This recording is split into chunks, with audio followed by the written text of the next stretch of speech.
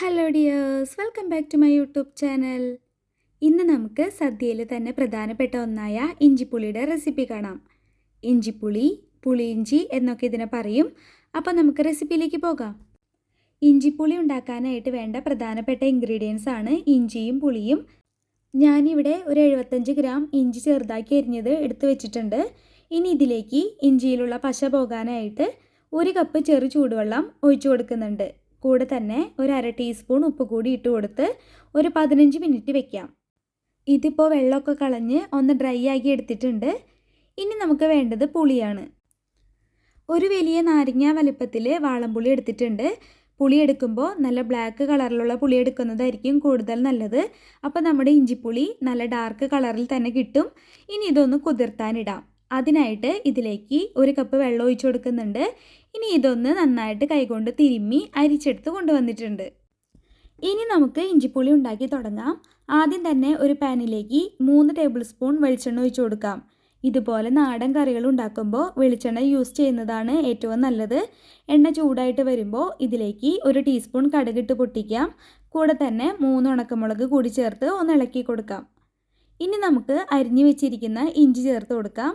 എന്നിട്ട് ഇഞ്ചി നന്നായിട്ടൊന്ന് വാടി വരുന്നത് വരെ ഇതുപോലെ ഒന്ന് ഇളക്കി കൊടുക്കണം. ഇതിപ്പോൾ ഇഞ്ചി ഒന്ന് വാടി വന്നിട്ടുണ്ട്. ഈ സമയത്ത് ഇതിലേക്ക് 8 ചെറുള്ളി അരിഞ്ഞതും 3 പച്ചമുളക് അരിഞ്ഞതും കുറച്ച് കറിവേപ്പിലയും കൂടി ചേർത്ത് കൊടുക്കുന്നുണ്ട്. ഇഞ്ചിപ്പുളി ഉണ്ടാക്കുമ്പോൾ ചെറുള്ളി കൂടി ചേർത്ത് കൊടുക്കുന്നത് ഒരു പ്രത്യേക ടേസ്റ്റാണ്. ഇനി ഇത് ഒരു 10 മിനിറ്റ് നല്ലപോലെ ഒന്ന് ഇളക്കി കൊടുത്ത് വഴറ്റിയെടുക്കണം. ഇതുപോലെ നന്നായിട്ട് ഇളക്കി കൊടുക്കുമ്പോൾ എല്ലാനും ഒരേപോലെ മൂത്ത് കിട്ടും. ഇപ്പോൾ ഒരു 10 മിനിറ്റ് കഴിഞ്ഞിട്ടുണ്ട്. ഇഞ്ചിയും ഉള്ളിയൊക്കെ നന്നായിട്ട് വഴണ്ട് ഒരു ഗോൾഡൻ ബ്രൗൺ കളറായിട്ടുണ്ട്. ഈ സമയത്ത് ഇതിലേക്ക് ഇനി പൊടികൾ ചേർത്ത് കൊടുക്കണം. തീ ഒരു ലോ ഫ്ലെയിമിലേക്ക് മാറ്റിയ ശേഷം 1/2 ടീസ്പൂൺ മഞ്ഞൾപ്പൊടി, 1 ടീസ്പൂൺ മുളക് പൊടി, 1/4 ടീസ്പൂൺ കായംപൊടി ഇത്രയും ചേർത്ത് കൊടുത്ത് നന്നായിട്ട് ഒന്ന് ഇളക്കി കൊടുത്ത് മൂപ്പിച്ചെടുക്കാം. ഇപ്പോൾ പൊടികളൊക്കെ നന്നായിട്ട് മൂത്ത് വന്നിട്ടുണ്ട്. ഈ സമയത്ത് ഇതിലേക്ക് പുളിവെള്ളം ചേർത്ത് കൊടുക്കാം. ഇനി ഇതൊന്ന് തിളപ്പിച്ചെടുക്കണം. ഇതിപ്പോൾ ഒന്ന് തിളച്ച് വന്നിട്ടുണ്ട്. ഇനി ഇതിലേക്ക് 1 കപ്പ് വെള്ളം കൂടി ചേർത്ത് കൊടുക്കാം. ഇനി ഫ്ലെയിം കൂട്ടി വെച്ച് ഒന്ന് തിളപ്പിച്ചെടുക്കണം. തിളച്ച് വന്ന് കഴിയുമ്പോൾ ഇതിലേക്ക് 1 ടീസ്പൂൺ ഉപ്പ് കൂടി ചേർത്ത് കൊടുത്ത് ഒന്ന് മിക്സാക്കി എടുത്ത ശേഷം തീ ഒരു മീഡിയം ഫ്ലെയിമിലേക്ക് മാറ്റാം. ഇനി ഇതിലെ വെള്ളം കുറച്ച് വറ്റി ഒന്ന് കുറുകി വരുന്നത് വരെ നമുക്കിതൊന്ന് തിളപ്പിച്ചെടുക്കണം. ഇപ്പോൾ വെള്ളമൊക്കെ വറ്റി ഒന്ന് കുറുകി വന്നിട്ടുണ്ട്.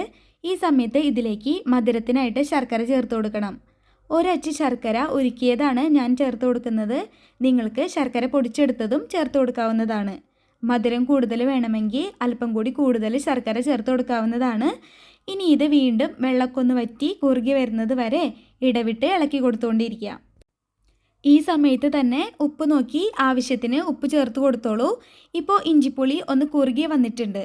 ഇത് തണുക്കുമ്പോൾ ഒന്നുകൂടെ ഒന്ന് കുറുകി വരും.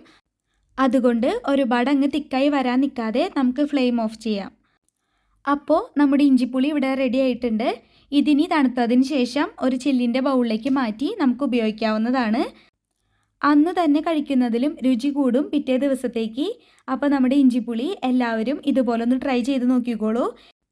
എൻ്റെ വീഡിയോ ഇഷ്ടപ്പെട്ടു എന്ന് വിശ്വസിക്കുന്നു. റെസിപ്പി ഇഷ്ടപ്പെട്ടാൽ എൻ്റെ വീഡിയോയ്ക്ക് ലൈക്ക് ചെയ്യാനും ഒപ്പം തന്നെ എൻ്റെ ചാനലൊന്ന് സബ്സ്ക്രൈബ് ചെയ്യാനും മറക്കല്ലേ കേട്ടോ. അപ്പോൾ അടുത്തൊരു ടേസ്റ്റി റെസിപ്പി ആയിട്ട് വരുന്നവരേക്കും ബൈ ബൈ. Thank you.